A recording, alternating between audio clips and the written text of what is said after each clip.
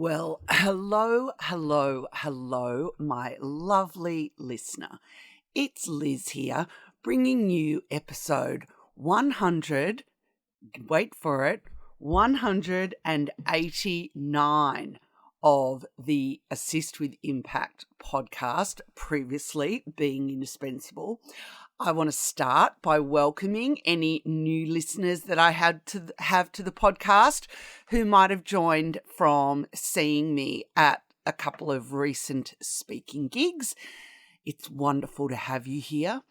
And this is a really timely episode if you're joining the podcast, because I feel like it's episode 189 and I can promise you there will be at least one more episode left in me for 2023 to close out the year.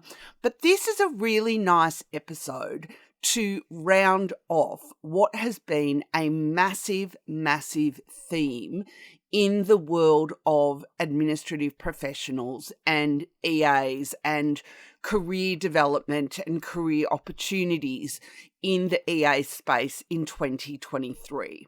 And it is my interview with the absolute legend, really somebody that I'm really thrilled to have met and been able to spend time with, getting to know, and that is the wonderful Maggie Olson. Now, if you have been living under a rock, and I get that work for assistants, as you know, it's more care and more responsibility. So in 2023, you may be one of the few people who has not heard the name Maggie Olson.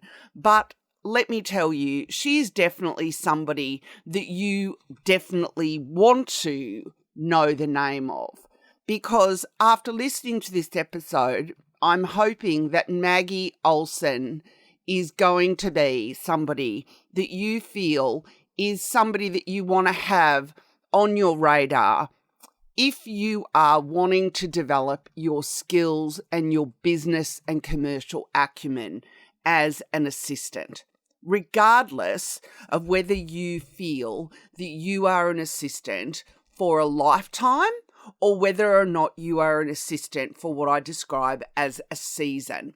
And that maybe what Maggie is all about, which is the chief of staff role, might be something that you do actually aspire to. At the start of 2023, when the chief of staff role first started sort of being something that was being talked about and promoted for assistants to aspire to, and as a realistic and achievable career path, I was somebody that was a little bit skeptical of some of the people that were out there pushing this barrow, so to speak, pushing this wheelbarrow.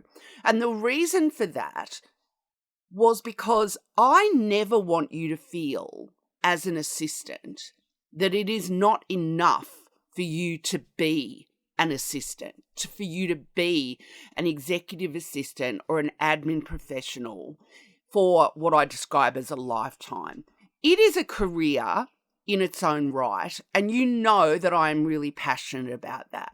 And if you want to hear me talking about this particular concept, then I would invite you to go back and listen to an episode that I did in March that was called Why You Don't Need to Be More Than, in rabbit ears, Just an Assistant.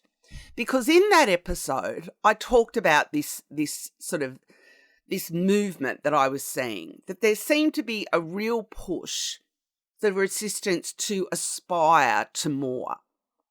And that even at the time, and it's still the case now, the word assistant is apparently uncool and people want to see that changed, which, you know, is going to be fun for my business because it's called the linchpin assistant. Bottom line is that is great. It's great for some people.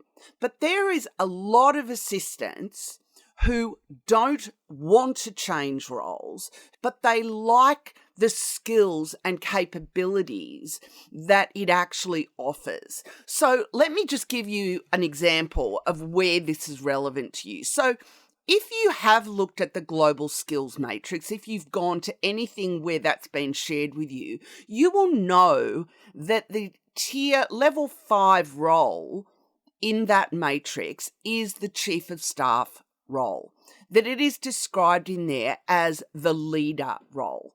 So what I felt at the time, and I have been watching throughout the year, is I am not interested in promoting anyone who's going to tell you that what you're doing is not enough, because it is.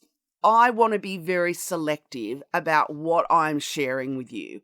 So when Maggie reached out to me and wanted to talk to me about coming on the podcast and sharing this program online course that she has developed, I will admit that I was a skeptic, because I was, wary of people trying to sell things to you, my lovely listener, that you neither need nor can afford. But on the other hand, I am all about helping you be more and do more in your role and building career currency and visibility in your role. And so the more time I spent with Maggie, the more it became clear to me that what Maggie has developed is something that, regardless of whether you feel that the chief of staff role is what you aspire to, the value that this course can offer you is fleshing out your capabilities and the resources and practical and tactical things that you can use in your role as a strategic linchpin assistant. And what Maggie offers in her program, because I have looked at it extensively and really, opened the bonnet, so to speak, is exactly that. So that tells you why I actually felt that having Maggie on the podcast, I felt that my listeners needed to hear through my lens us talk about Maggie's course. And one of the most interesting things that you will hear in this interview is the mix of people that have actually signed up to do Maggie's self-paced course. I want you to listen to it and hear the passion and energy that Maggie brings to the, looking at how assistants can elevate themselves through learning and development, and that this is another option for you. And I absolutely love Maggie's backstory. The fact that she is somebody that has experience at some of the biggest companies in retail, food and beverage, and technology. And that she is a classic person who has navigated the career spider frame and has now created her own business by design, as I like to call it. So I'm really delighted to have Maggie on the podcast, and I hope you enjoy this episode, because let me tell you, I did not do this without putting significant thought into whether or not it would be content that was of value to you, my lovely listener. And I genuinely feel that knowing about Maggie and her course is something that I want you to have exposure to. So with no further ado, I would like to introduce you to the wonderful Maggie Olson, the owner and founder of what is now known as Nova Chief of Staff.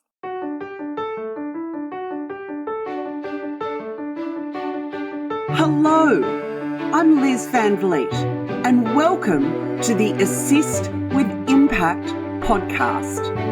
Join me as I explore the competencies and capabilities that allow you to assist with impact.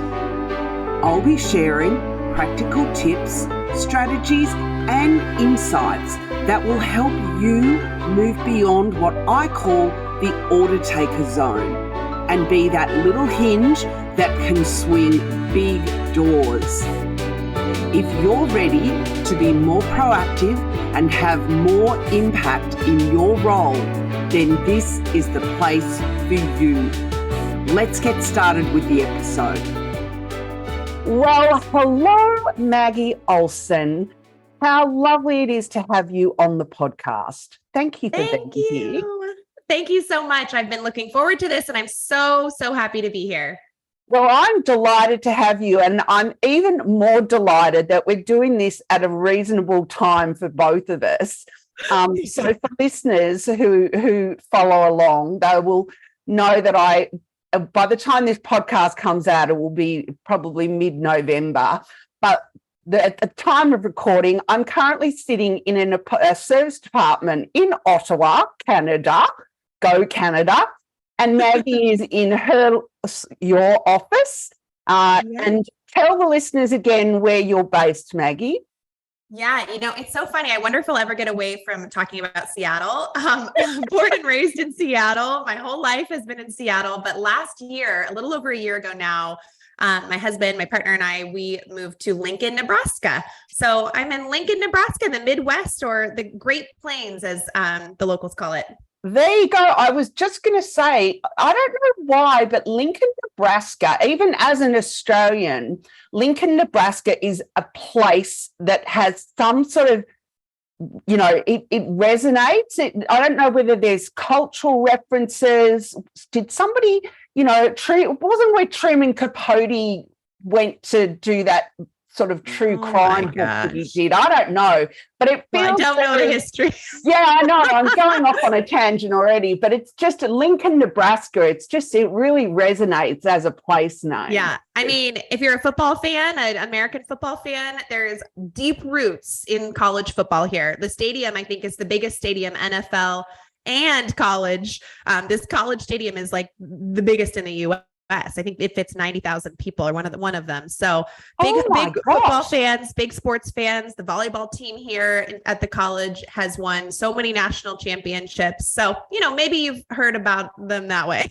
I may very well have. And as I have, my youngest daughter is very much into volleyball. So I will be telling her that piece of trivia. Amazing. Well, let's start with the question that I ask all my guests. And what we tend to do is I want you to feel like you can tell as much or as little of this as you like. But it's the idea that we don't climb the corporate ladder, we climb the career spider frame.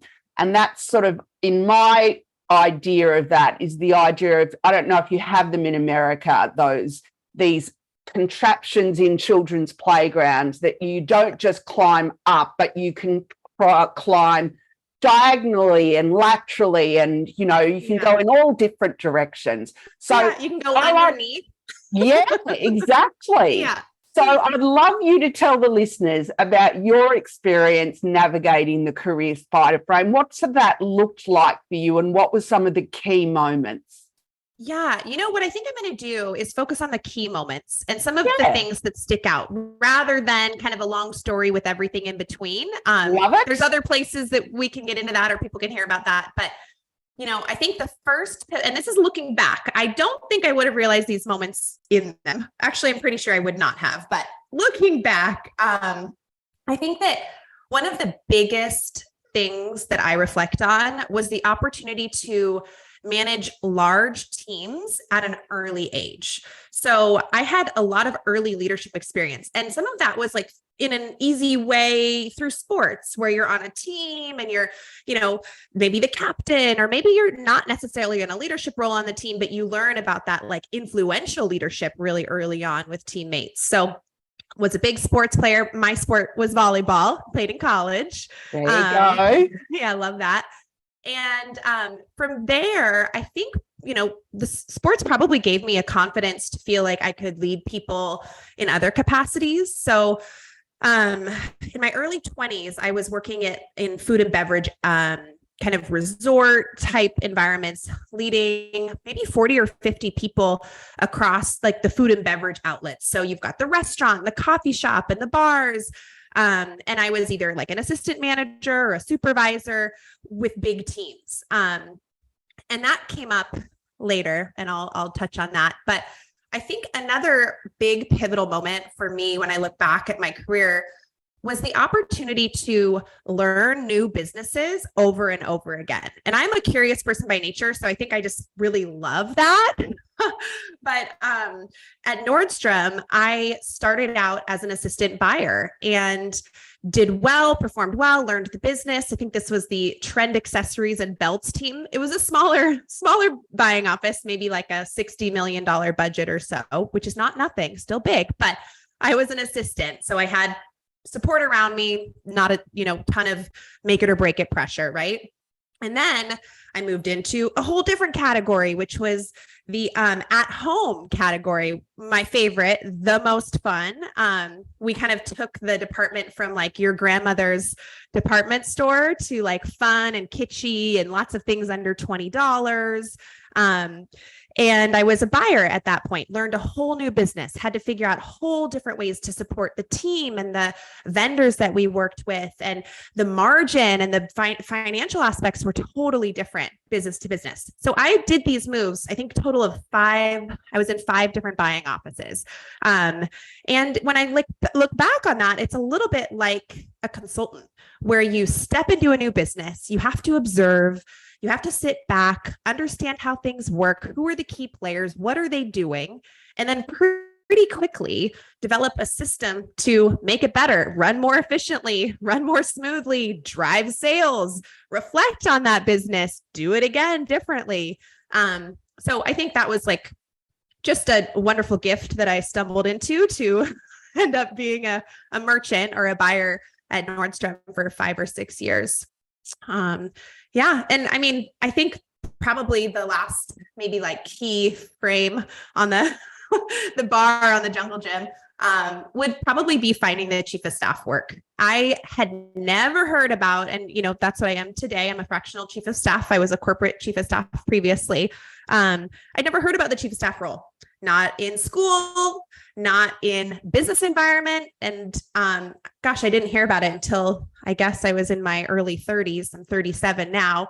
So just maybe 4 years ago, I started hearing about it. And that's really where I felt like I finally had career alignment. I'd felt good at what I was doing before in different roles. I was successful. I was moving on, but it never felt quite right until I found the chief of staff role. That's okay. I'd love to hear more about how that chief of staff role opportunity presented itself. Can you tell us about that? Yeah, sure. So I was at T-Mobile. I was recruited into an executive development program with T-Mobile. It was pretty competitive. I interviewed for too many months and ended up getting this cool opportunity with 5 other students across the country to basically try to learn everything you can about the T-Mobile business, and with the hopes of becoming a future executive. So my first rotation was in Salt Lake City, where I had to lead a district of stores, about 100 people, 10 stores or so, and like had to improve the business, had to lead teams and present my business to executives monthly. And that went well, but it was very uncomfortable, which is important. But I then moved into a retail strategy rotation back at corporate in Seattle. And somebody that I worked with in retail strategy ended up moving into the chief of staff role to the CEO of T-Mobile. And I was like, wait, I look up to this woman. We have some similar skills. She's incredible beyond measure. Like, what are you doing? Tell me more about this chief of staff role. And that's when she told me about it. So she kept her ears open for other opportunities coming down the pike. And one of the presidents at T-Mobile was looking for his first chief of staff. And I had a relationship with him previously through this executive development program, just lightly, a few interviews here and there, but ended up interviewing with him and got the role. And that's kind of where it started. Okay, that's really interesting. So, well, I mean, I think there's so many things that come out in your story, but the word that I wrote down that I think you truly sort of epitomize is the whole concept of, we talk about entrepreneurs, but we also talk about intrapreneurs. You sound like a classic intrapreneur. Tell me more. Tell me more about this. Well, the idea of an intrapreneur is the idea of somebody who is, so we think of an entrepreneur as somebody who is setting up their own, growing and scaling their own business. But an intrapreneur is somebody who is growing and scaling within somebody, within the organization that they work for. And so many of your qualities, your curiosity and your leadership drive, they're very intrapreneurial to me. I think that's a real hallmark of your career from the sound. I love that term. And it's true. I mean, that's definitely how I felt going through different roles. And it's definitely how I feel now and in the past as a chief of staff. Yeah. Sure. You know, when you were talking about your sort of ability and your interest to learn new businesses and new, that is very intrapreneurial. So there you go, Maggie. I introduced you to a term for you to put in your CV, in your marketing material, that you're a natural born intrapreneur. I love it. There you go. Well, so we've got to the fact that you did, not just become a chief of staff, but you grew a team. Am I right in saying a team of 40 people? So in the chief of staff role at T-Mobile, I was tasked to not only be his first chief of staff, it was my first chief of staff role, but I was able to grow the chief of staff team dependent on the needs of the business. So it ended up being around 7 or 8 people that I brought into the chief of staff team. And, we led everything from business planning to executive prioritization and executive engagements. And we worked closely with / helped own communications and events. And we did a lot of digital storytelling, presentation type things on behalf of the leader or in different segments. We were heavily involved in the return to office work that was going on. The chief of staff role fills gaps. And there was a gap in, and not necessarily a gap being like a negative thing, just a gap being like, who should own this? Maybe I have the skill set that's best suited for it, or maybe nobody does and somebody needs to step in. But employee culture, we wanted to launch like an employee newsletter in the organization, like the part of T-Mobile, the org that I was in. We wanted to kind of double down on employee feedback and figuring out survey results and improving things. We took that on. So it's a gap filling role also. But yeah, 7 or 8 of us. I can't quite remember, but a good solid chief of staff team. Okay. Now, everyone listening will know, because I have recorded episodes previously on the topic of what I see as the real crossover between the chief of staff role and strategic executive partners, or what in my world I describe as a linchpin assistant.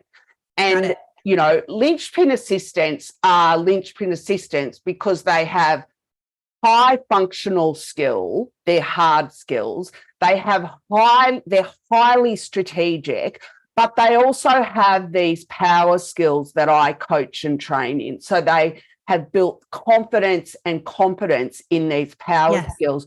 And it's so interesting to me because I have assistants that I've coached and trained who are acting as de facto chiefs of staff in their organizations right now. Yeah. So I'm really curious to know, in terms of your experience of, you obviously have now been, immersed a lot more in the admin sort of space, but in your work history, as you were navigating your career spider frame, can you tell me about your experience observing any, linchpin assistants, as I like to call them?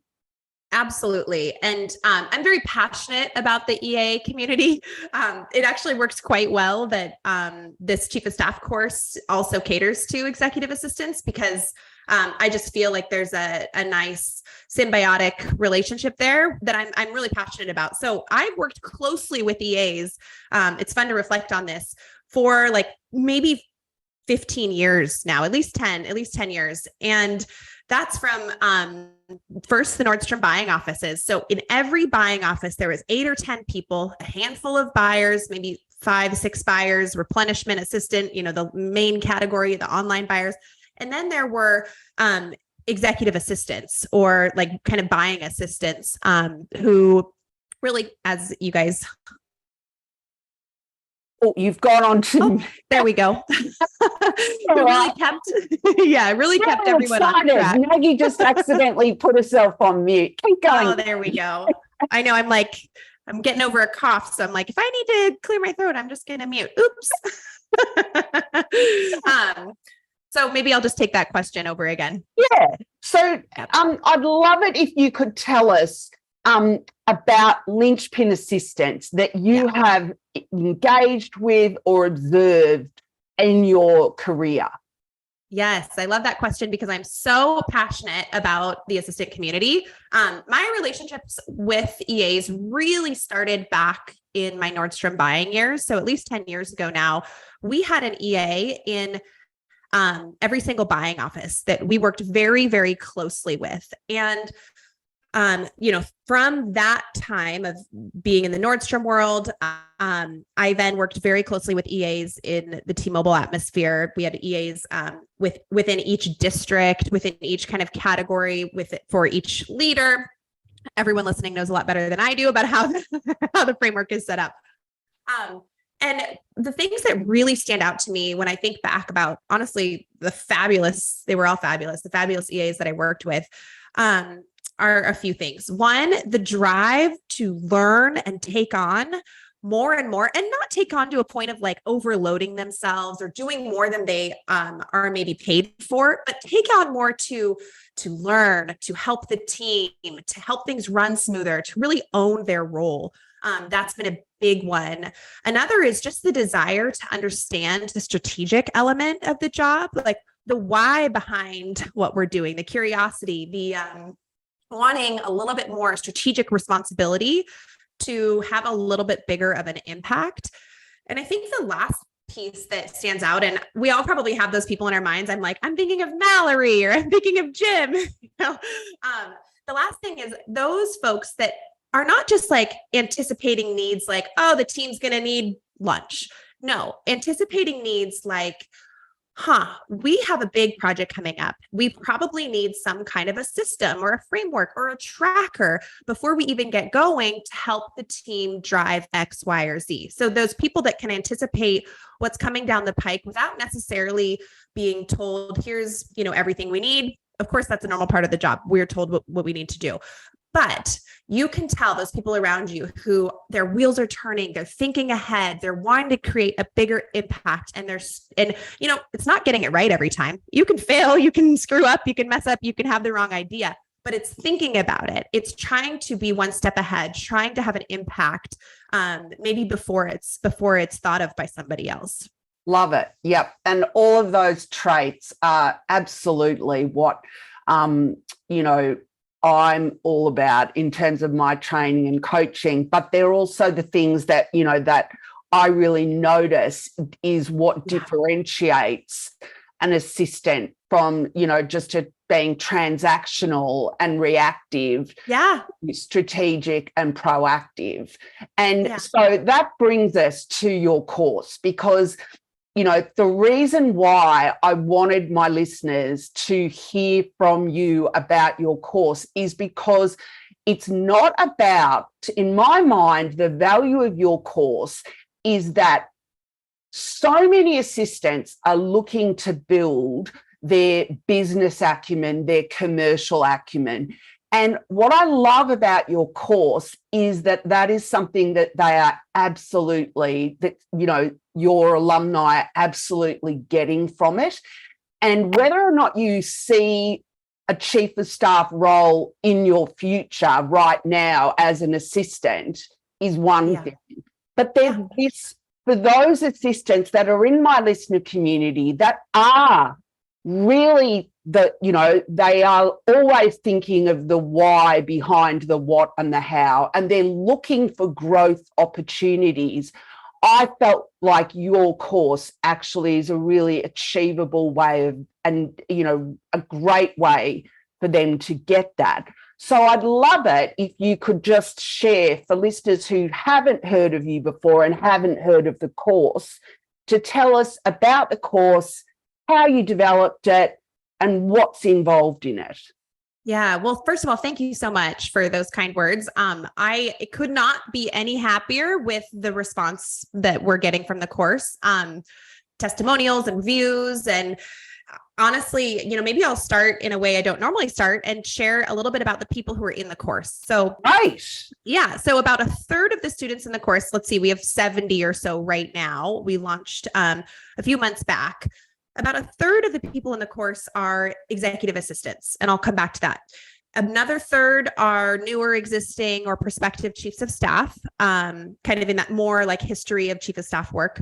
And then another third are like titles that blow me away that I'm like, how did you find the course? What are your goals? Tell me more. I mean, I could go on and on, but we have like a police commissioner that graduated. We have a director of finance. We have like an investment accelerator, senior director. I mean, people who want to hone some skills. It's so cool. So of this subset of EA folks in the course, half are looking to be promoted. They're looking for the next opportunity. They're looking to move into a role outside of executive assistant. Maybe it's executive business partner. I mean, we all know there's so many titles out there. Yeah. Whether it's into a chief of staff role, a similar title, or a stepping stone role, they're looking to move out of the EA work. The other subset, the other half of the EAs in the course are very happy being EAs. They're content, they love their job, and they're not necessarily looking to move into a different role. They, and maybe that's because they work for a small company or they're in a small town and it doesn't exist, or maybe they're just like super happy doing admin work, which is incredible to be content. So of those people, of the EAs in the course, the folks that are not necessarily looking to promote, they are looking to have a bigger impact, to pick up some tools, some resources, some systems to really say, I'm already driven. I already think I can do, a better job, or take on more, do this. How do I do that? Where do I start? What are some easy frameworks or resources that I can use? The course gives lots of templates. We'll get into it, but lots of hands-on work that builds the practice and the skill building needed to feel confident taking on some of those more strategic projects. So, I share that because I think your goals can be different. Your goal can be to promote. Your goal can be to add value in your current role. The course gives you a safe place to practice a lot of things that might be higher stakes down the road, like a presentation or putting like a PowerPoint together for your leader.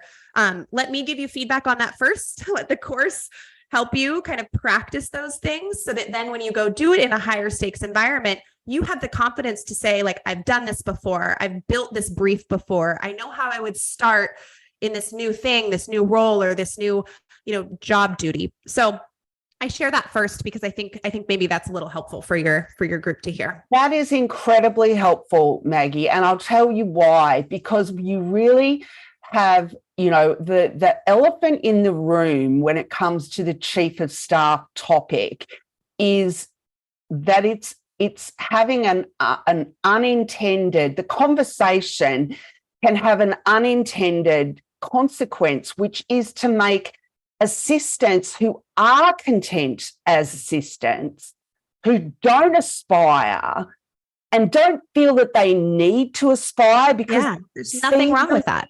They are professionals. This is a profession. It is not a job. And so I love that you've said that, because that has been my position on it, that I don't ever want an assistant to feel that they need to aspire to a chief of staff role.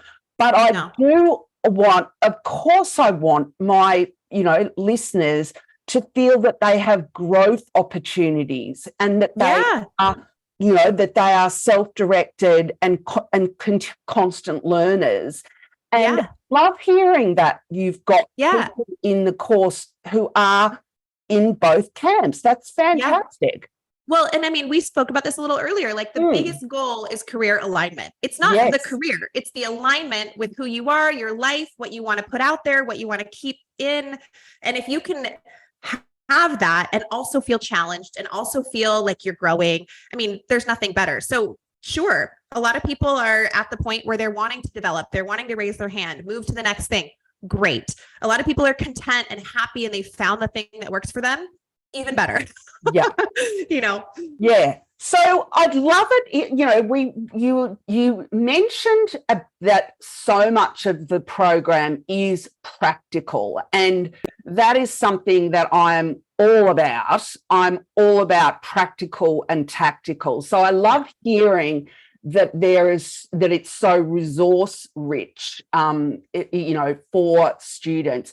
Can you tell us a little bit more about that aspect of it?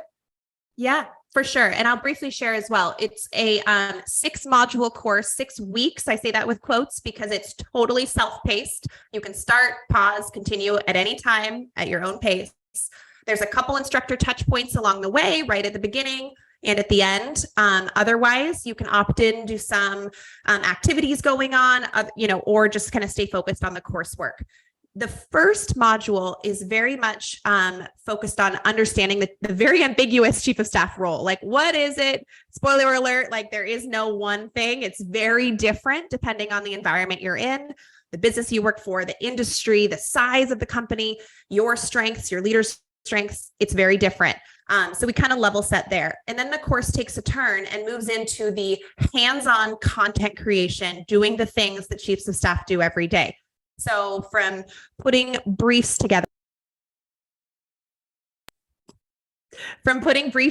to prepare your leader, to strategic recommendations around maybe engagements that your leader should participate in, to practicing in PowerPoint and formatting and getting your kind of polish and refinement together to be able to digitally storytell, practice presenting in person too.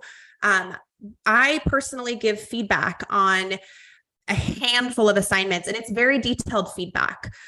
You will put executive prioritization documents together. You'll listen to a leader speak for 5 minutes, and you'll try to take everything down that you can and turn that into a project management document, which basically like, what are the next steps? Who's on point for what? What part do you take on as a chief of staff? How do you manage like continuing to stay on top of all these things and drive your leaders' initiatives forward?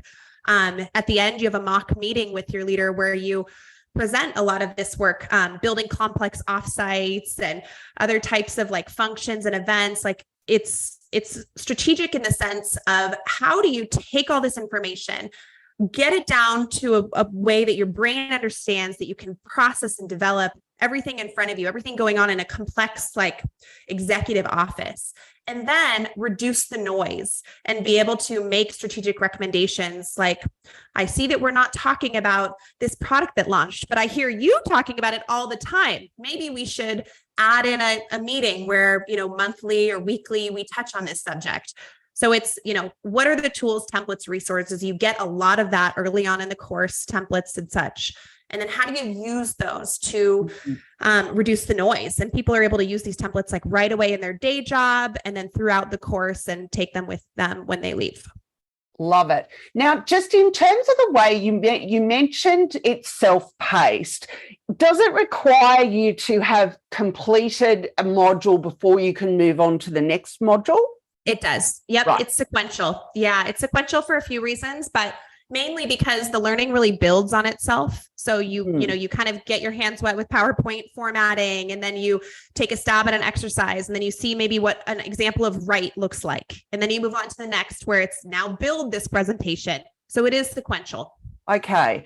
And in terms of the way the students that are interacting with each other, is there a collaborative sort of community aspect to it? At this point, there's an option for it. But most students have really enjoyed the self-paced kind of heads down, getting their work done. We've played around with office hours. We played around with some module discussions. I'm going to launch into some kind of exercises where I take students along with me as I do consulting projects. There's some announcement threads and comment threads where we have a little bit of interaction, but I'm going to be constantly iterating and being creative around kind of what is the right engagement? What do students want? What do they need?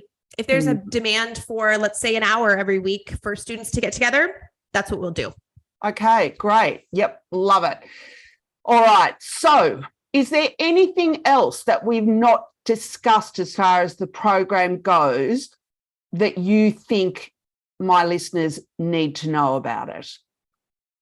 The course fee is $9.95 through the end of the year. It's then going to $14.50. So if you're thinking about, and that's US dollars, if you're thinking about joining, I do recommend joining this year while it's still new with that launch price. The other thing I wanted to offer your listeners, Liz, is a coaching session when the course is done. So if anybody listening enrolls for the course, and you heard about us on this podcast, I will know that. You can let me know that, and we can book a coaching session when the course is done around next steps and tough conversations and negotiating pay and your resume. I mean, anything and everything. I'd be happy to talk to you for 30 or 60 minutes when you graduate. Well, that would be hugely valuable. I can only imagine how meaty those conversations would be. I love that part of what I do. So happy yeah. to do it. Well, look, Maggie, I think, as I said, I'm very, we've talked off record about how transparent I am about and passionate I am about the fact that, EAs are out there right now doing this role, doing the functions in this role. Yeah. Yeah. And one of the things that I absolutely love about your program is that this is a way for them to feel more confident and capable in doing those things. Yes. So I think there's so many benefits to this program, and that's why I wanted to have you on, because I really feel strongly that it's that practical and tactical side of it that makes it so powerful, and the fact that it is self-paced and online makes it so accessible for people, and they're literally getting access to your brains, your brain through what you've created. So I want to congratulate you, because I know, creating an online course of any description is hard yakka, as we say in Australia, and you've done it with a small child, my goodness. Yep. I created it for most of my pregnancy, about a year it took. Did not realize the undertaking that I was embarking on, but I'm so happy that I did. And it's been really, really great. And my favorite part is meeting the students and hearing about the impact the course is having on them, and the work they can immediately do in their day job based on what they're learning. So I think I found some alignment in this too. And I hope those listening are finding their alignment in their jobs as well. That's great. Well, that is a wonderful note to end on. And of course, I will have links for in the show notes for people to get in touch with you and to be able to find out more about the course.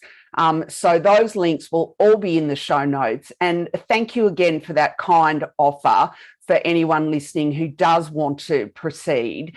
That would be a wonderful bonus inclusion that I can, I feel very jealous of them that they get to spend that time with you. Oh my gosh. Accessing your brain even more. Oh. Well, thank you. And if anybody would like a copy of the syllabus, we are happy to pass that out, hand it out to anyone who emails. So sounds like the links will be in the show notes, and that's how you can find us. Absolutely. Thanks, Maggie. Thank you.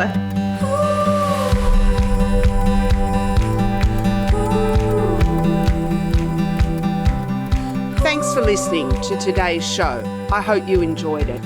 If you'd like to see the show notes, head over to my website. It would be great if you haven't already done so.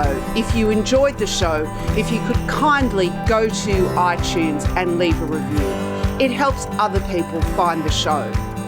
Thanks for listening and have a great week.